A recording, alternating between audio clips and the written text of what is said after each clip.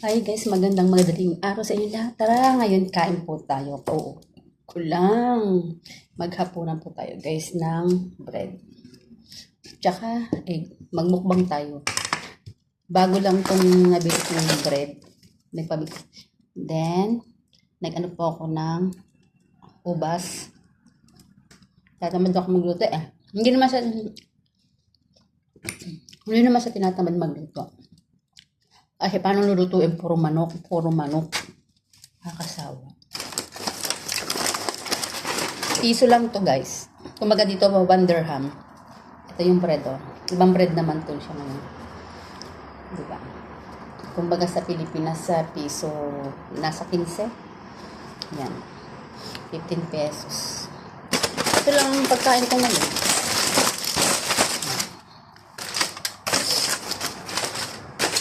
Tapos nag-egg tayo. Kain tayo.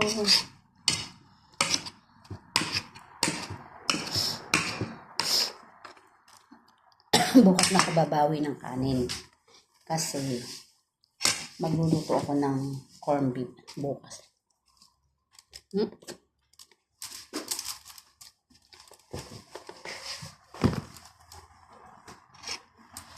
Malapit na guys mag-Pasko. 12 days na lang. Pasko na. Wala kaming day off. Kasi uuwi yung kasama namin. Babakasyon sa Nigeria.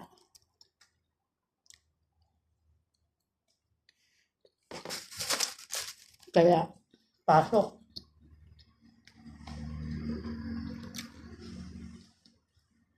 Itong ubas na ito, marami ito eh.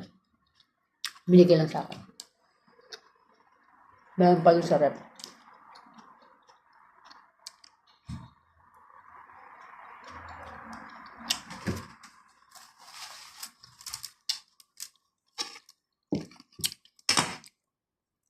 Hindi naman guys, siya nagtitipid.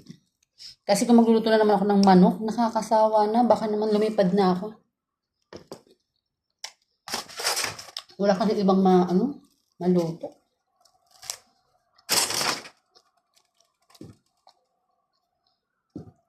Kain na kayo. Bye. Thank you for watching. Comment lang po kayo. Diyan po ako magbabalik sa inyong comment section. Maraming salamat. At kain na. Buti pa sa Pilipinas, marami ka mapapagpipili ang kumain.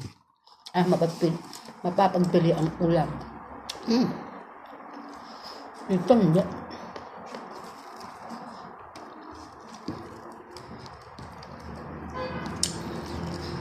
Pansit, kanton, itlog. Pero ayoko naman yung pansit kanton.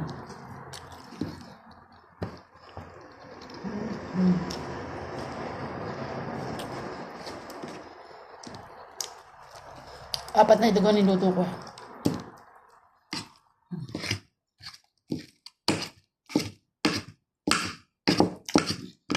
Yan. Bye. Dami pa. Kain tayo. Thank you for watching. Advance Merry Christmas sa lahat. Ingat po kayo dyan sa Pilipinas at kahit saan. Thank you.